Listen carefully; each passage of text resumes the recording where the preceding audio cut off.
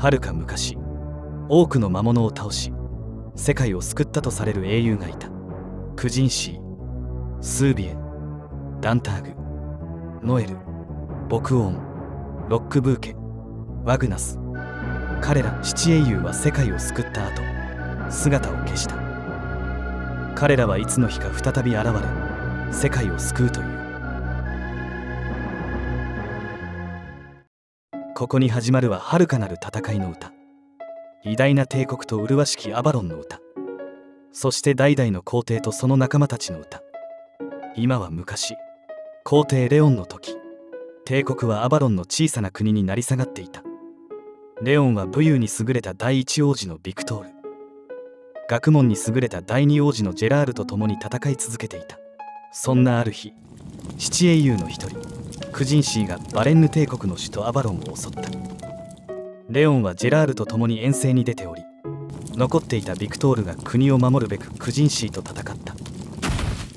レオンとジェラールが戻った時、ビクトールは流し切りが完全に入ったのにと言い残し、息を引き取った。レオンはオアイーブという女魔導士を呼び出し、話し合いをしていた。ジェラールは兄を失ったことを受け入れられず、失意の中にいたが、レオンが現れジェラールに弔い合戦へ行くと声をかけた。ソーモンに侵攻しクジンシーと戦うが、レオンもソウルスティールを受けて敗北してしまう。死の間際、レオンはお前が次の皇帝だ。お前はクジンシーと戦わねばならん。私の力を受け継いで戦うのだ。そう言ってオアイーブから教わった伝承法で志と能力をジェラールに伝え、息を引き取った。レオンはソウルスティールを見切っていた。ジェラールは再びクジンシーと対峙し、見事討ち取り父と兄の仇を討った。そしてジェラールは正式にバレンヌ帝国の皇帝となった。ジェラール帝、南バレンヌを制圧するにはビクトール運河の要塞を攻略する必要があった。レオンの死から1年、ある夜、ジェラールが夜のアバロン市街を歩いていると、シティシーフが泥棒に入っているところだった。彼女が逃げたため後を追いかけると、魔物に襲われていたのでこれを助けた。お人よしね、皇帝さん。でも借りができちゃったわね。私に用があるときは酒場の親父に子猫のことを聞いてみるといいわ。そう言って彼女は去っていった。そこでジェラールはシーフギルドに運河要塞の内情を調べてほしいと依頼した。運河要塞に忍び込んだキャットはそこに魔物の軍団を見る。要塞は七英雄ボクオーンの配下バイカーの拠点であった。キャットの案内で要塞内部に潜入したジェラールはバイカーを倒し運河要塞を制圧した。帝国はビクトール運河を取り戻し、全盛時の領土を回復した。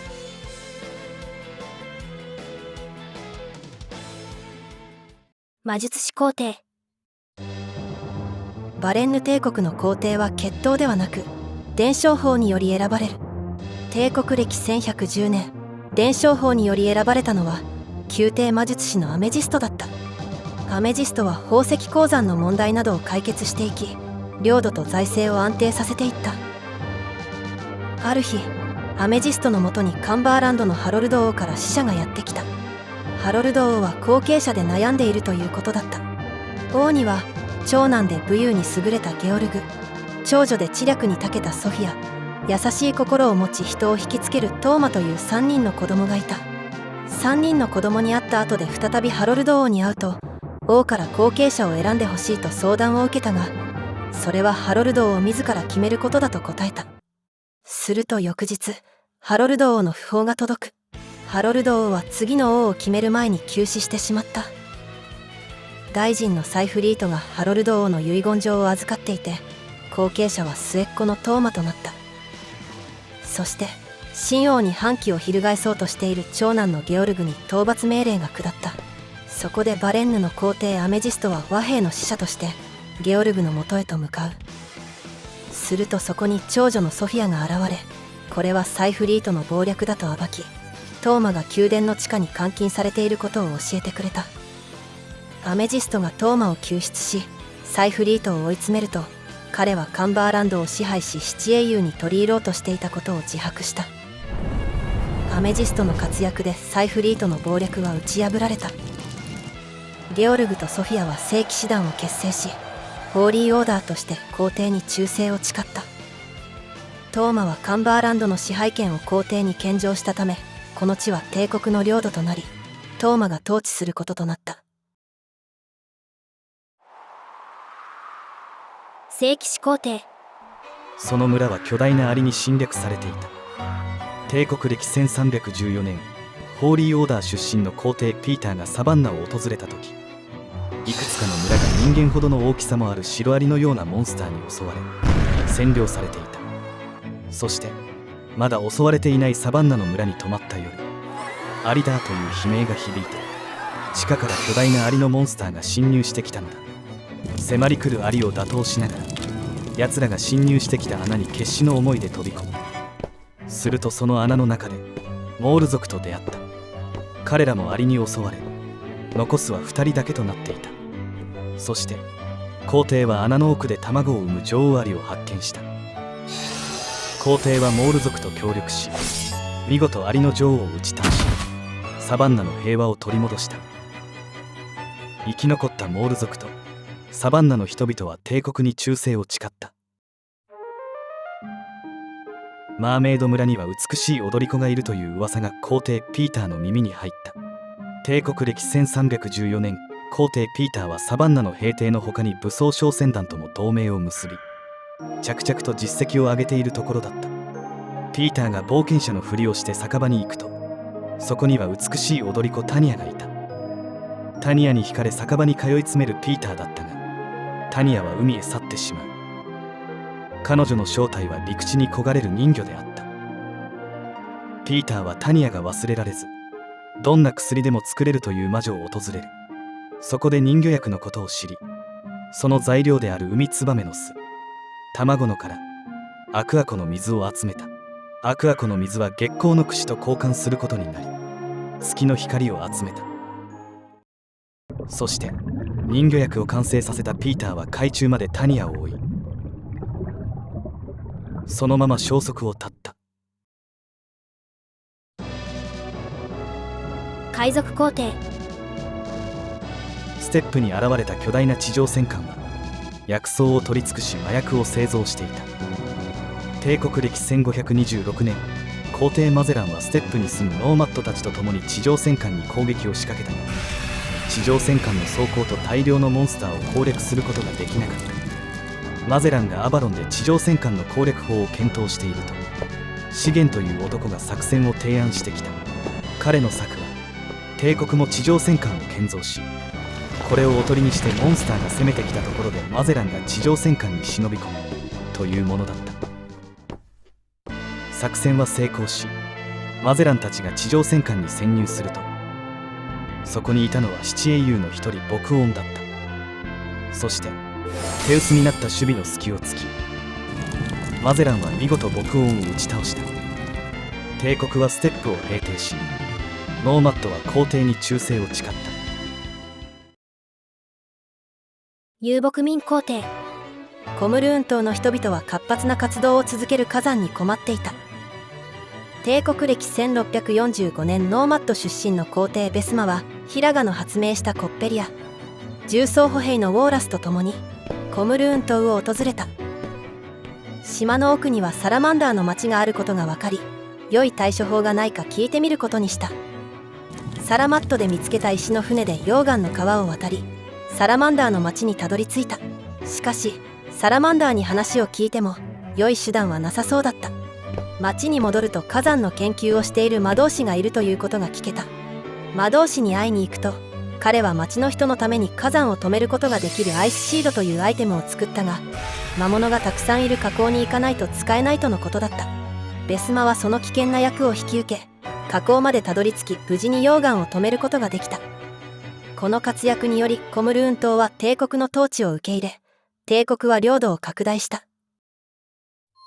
エイルネップには美しい女王がいた。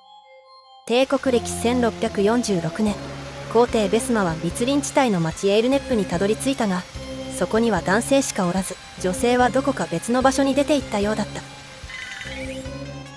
男性たちは口々に美しい女王のことを称賛したが、女王はモンスターがいる塔に閉じ込められていた。モンスターを倒しながら塔を登り、女王に会うと神殿の守護者を倒してほしいと依頼された。途中で助けたアマゾネスのジャンヌの協力もあり、守護者を倒すと女王は神殿の奥へと入っていった。そこには2つの塔による柔術上は別次元へ移動するのに十分な安定性があるという謎のメッセージが残されていて、もう一つの塔があることが分かった。その塔に向かうと、そこで女王と戦うことになった。彼女の正体は七英雄の一人ロックブーケだった。ベスマたちは苦闘の果てにロックブーケを打ち果たした。悔しいわ、やっと塔の秘密をつかんだのに。そう言ってロックブーケは果てていった。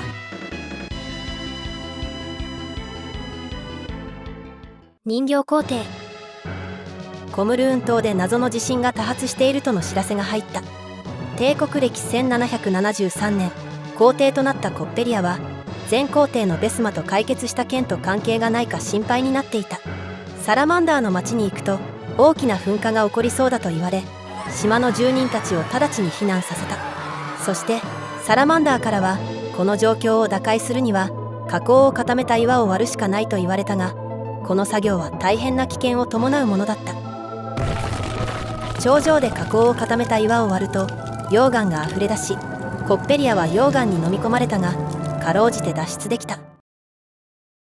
町は火山灰があふれる元の姿に戻ってしまったが、大噴火は阻止することができた。この功績によりサラマンダーたちは皇帝に忠誠を誓った。そしてこの一連の事件は魔導士が故意に噴火を起こし、隠された魔導書を取り出そうという策略だったことが分かり、魔導士を懲らしめた。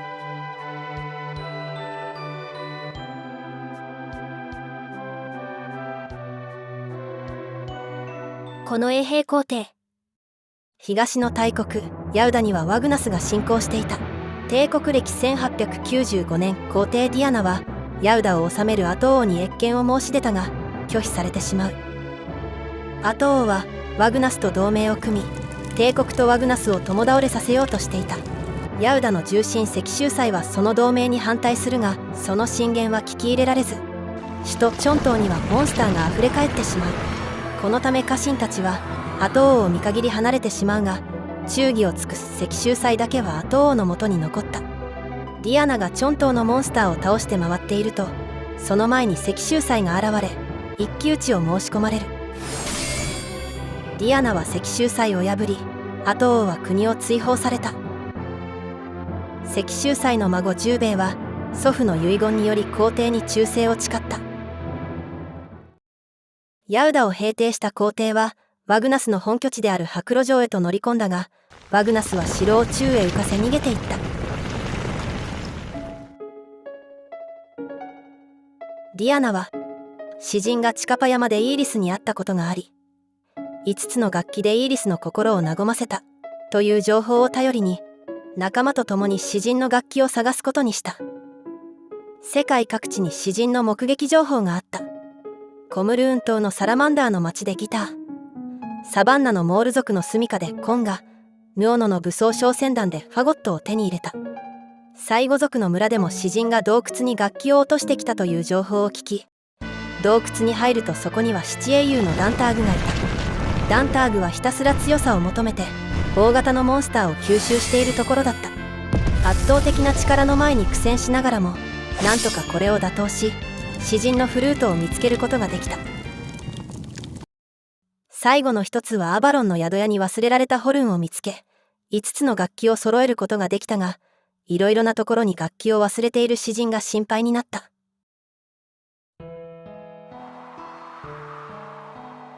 ディアナたちが5つの楽器を使ってチカパ山で演奏すると、イーリスが現れ村に招待してくれた。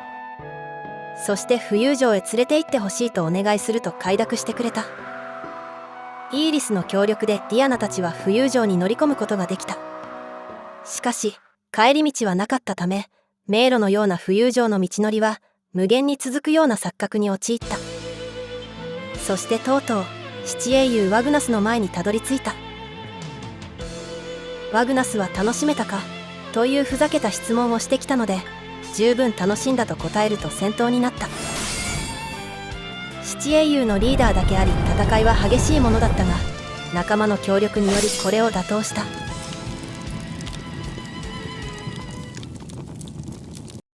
そして248年後、一人の男が皇帝となった。帝国歴2145年、新たに即位した皇帝のもとに一通の手紙が届いた。そこにはレオンの封印したダンジョンで待つ苦人師と記されていた。そこへ一人の魔導士が現れた。それは初代皇帝レオンのもとへ現れたオアイーブだった。不思議なことに彼女の容姿は1000年以上前と変わっていなかった。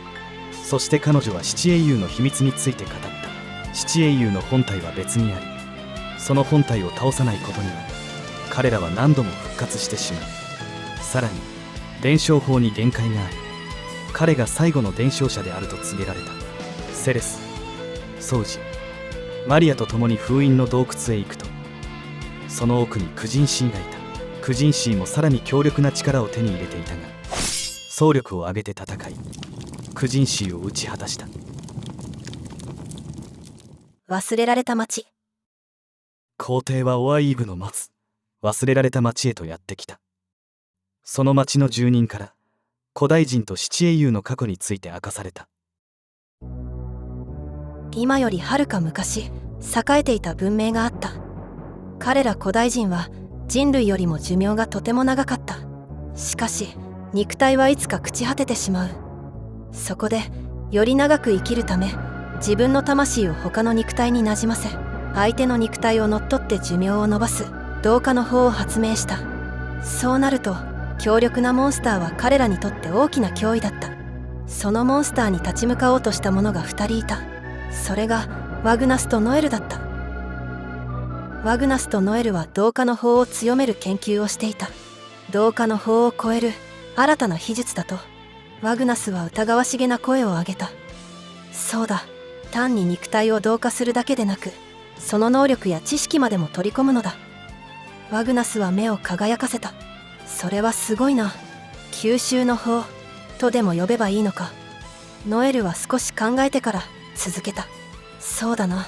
ただこれには大きなリスクがある。吸収した相手の性格や経験に自分の方が影響を受ける可能性がある。ノエルは静かに言った。殺人鬼を吸収すれば殺人が快楽になるかもしれないということだ。ワグナスは笑った。望むところだ。その程度の覚悟なくして世界を救うことなどできようか。世界が救われれば我々がどうそしられようが構わんさ。ワグナスとノエルは同化の法を改良し、モンスター相手にも同化の法を使えるようにしたばかりか。モンスター側の力もそのまま自分のものに取り込めるものにした。これが吸収の法だった。7人の仲間。2人は仲間を集め、その力を分け与えていった。ワグナスはいとこのスービエにこのことを伝え、協力してもらうよう持ちかけた。スービエ、この先も私と共に戦ってくれるか。危険があるのはノエルの説明した通りだ。ワグナスの顔から笑みが消えていた。聞くまでもないだろうとスービエは豪快に笑った。ノエルの言う難しいことはよくわからんが、俺はお前を信じるだけだ。それで十分だろう。3人は互いに微笑を交わし、一気に杯を開けた。ノエルには妹のロックブーケがいた。ロックブーケはこの計画を知ると、自分も仲間入りして戦おうと志願した。私は邪魔なの、お兄様。彼女の目はみるみるうちに涙でいっぱいになった。ノエルは君の身を案じているだけだ。邪魔だなんて思ってはないよ。ワグナスの慰めも火に油を注いだ。ワグナス様まで私をのけ者にするのね。ひどい、ひどいわ。ここまで一緒に来たのに。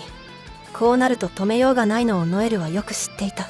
ワグナス、この子も仲間に入れてやってくれ。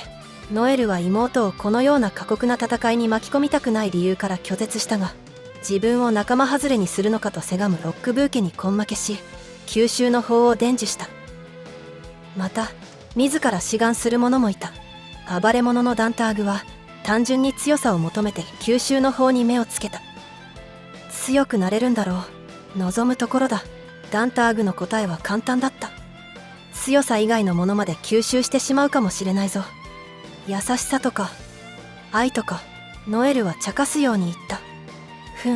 吸収する相手を選ぶだけだ。純粋に戦いだけを求めているやつ、狂犬や怪物のようなやつを吸収してやるさ。俺様もそうだがな。ダンターグの大きな笑いが響いた。ずる賢い牧音は頭脳派であることを理由に参加を持ちかけた。どうして私に声をかけないのですか。ワグナスとノエルは顔を見合わせた。君はこういうことには興味がないだろうから。ノエルの言葉を牧音は遮った。君たちの人選は明らかにミスだ。戦略に欠けている。ダンターグ、スービエは力が強いだけだし、ロックブーケの必要性はゼロだ。このグループには私のような頭脳が必要とされている。君にはわかるよね、ワグナス。そんな中、招かれざる志願者もいた。嫌われ者のクジンシーだった。俺を置いていかないでくれ。クジンシーは叫んだ。虫けらが。ダンターグは軽蔑して唾を吐いた。お前は戦力にならん。牧音は相手にしなかった。やめてよ、寄らないでよ。ロックブーケは気味悪がった。お前は来なくていい。スービエは厳しく言った。君は十分働いた。ワグナスの優しい声には拒絶があった。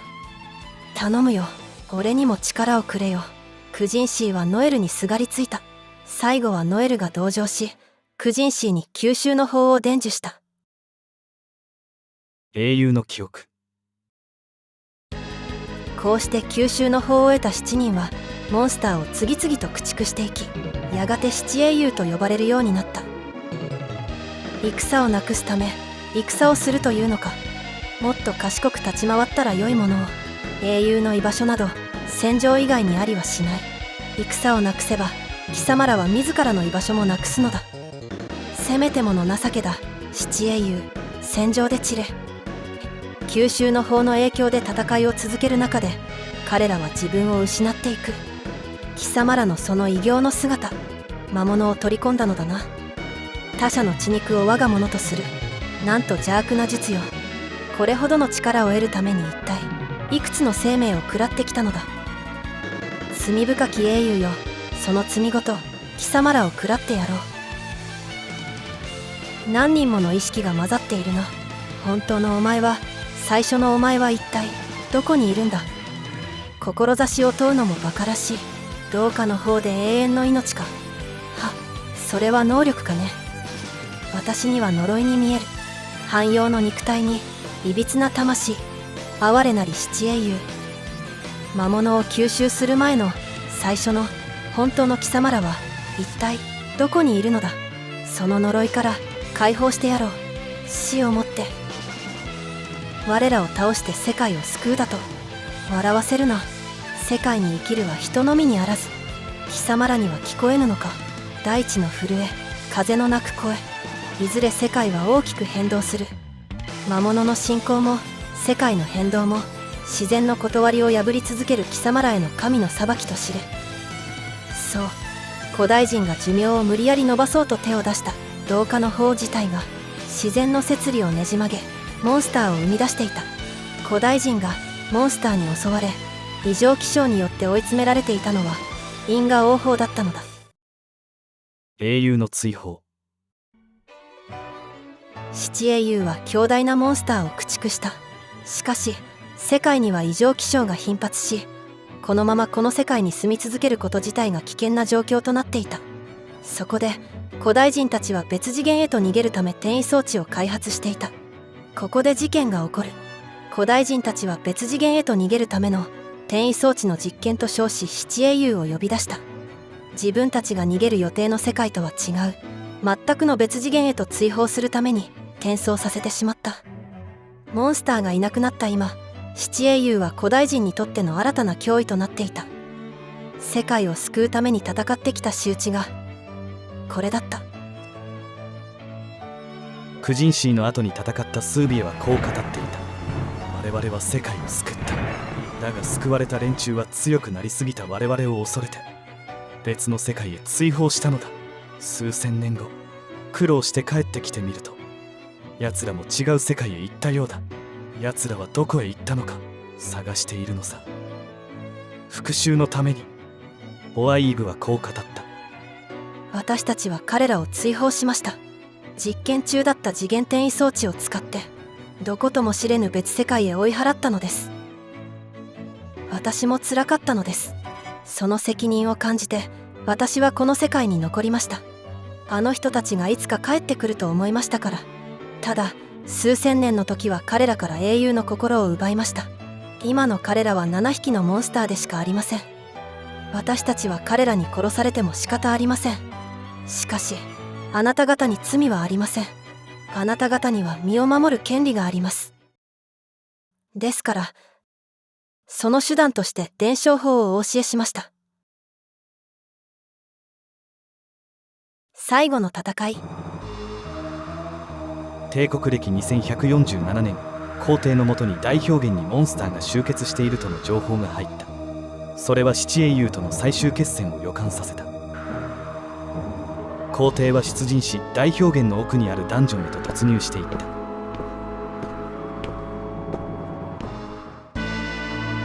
長い迷宮の奥にはノエルが待っていた。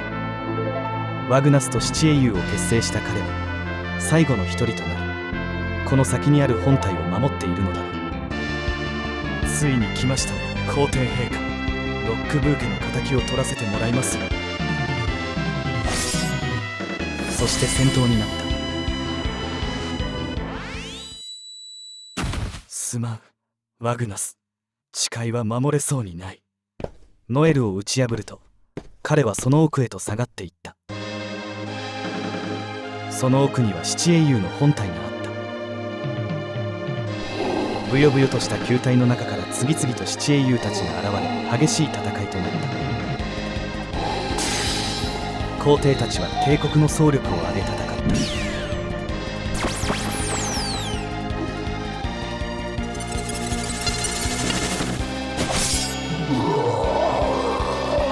そして1000年以上の長い戦いについに終止符を打った。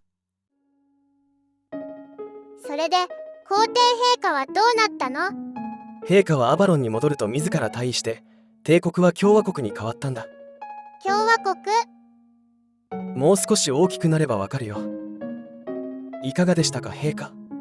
君の歌は素晴らしかったよ。だが陛下と呼ぶのはやめてくれ。もう私は皇帝ではない。アバロンの人々にも忘れられた歌の中だけの存在さ。